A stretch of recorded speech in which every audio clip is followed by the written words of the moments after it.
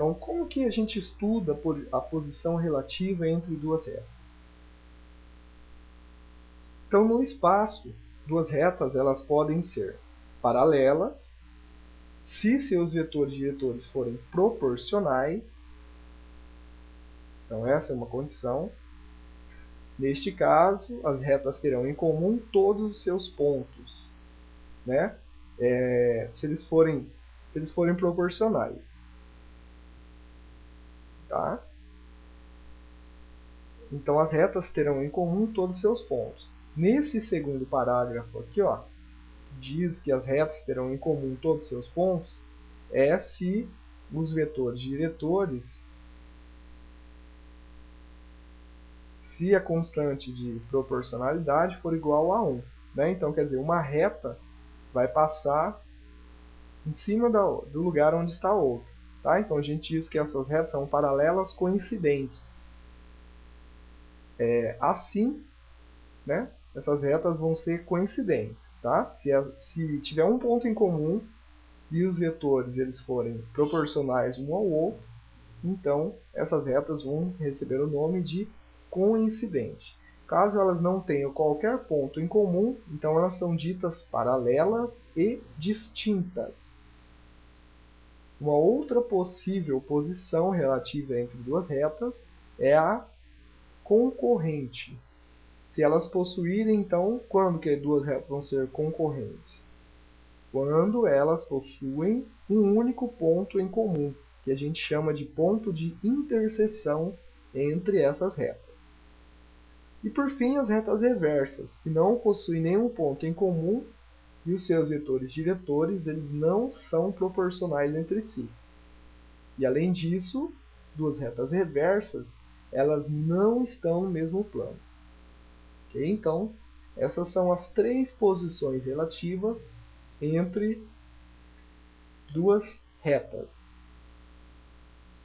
Falando um pouquinho sobre o ponto de interseção em duas retas, ele seria o ponto que satisfaz simultaneamente as duas equações.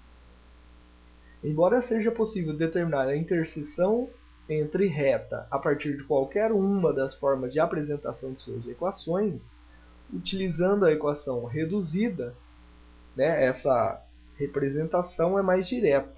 Então, por isso, nós vamos optar por essa equação. Então, usando a equação reduzida, e a gente quer determinar o ponto de interseção da reta R com a reta S. Então, para você poder fazer esta determinação, o ideal é que você coloque as duas retas com suas equações escritas na mesma forma. Ok? Então, o que nós vamos optar por fazer aqui? Nós vamos passar a equação da reta S, que está escrita na forma simétrica, para a forma reduzida na variável x, assim como está escrita a equação de R. Então, o que nós vamos fazer? Vamos igualar esse primeiro aqui com x, ok? Isola o y. Iguala o x sobre menos 1 com z menos 2 sobre 2, isola o z. Então, aqui nós temos as equações reduzidas na variável x da reta S. Agora sim, agora nós temos a reta R, que é reduzida na variável x, e a reta S, que também é reduzida na variável x. Agora, o que nós vamos fazer? Nós vamos calcular o ponto de interseção entre essas duas retas. Bom, para calcularmos os pontos de interseção, basta igualarmos os y's e os z's de cada uma das retas entre si. Por exemplo, y de R é igual a y de S. Iguala, e aí você acha um valor de x para que ocorra essa igualdade.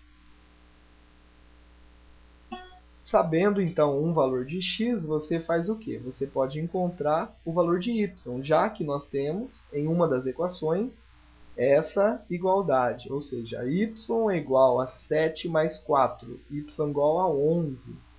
E então aqui temos o valor de x e de y. Tendo isso daqui, fica fácil a gente encontrar o valor de z. Z seria menos 2 vezes 7 mais 2. Então z é menos 12. Muito bem. Então o ponto, né, de interseção entre essas duas retas será o ponto 7, 11 e menos 12.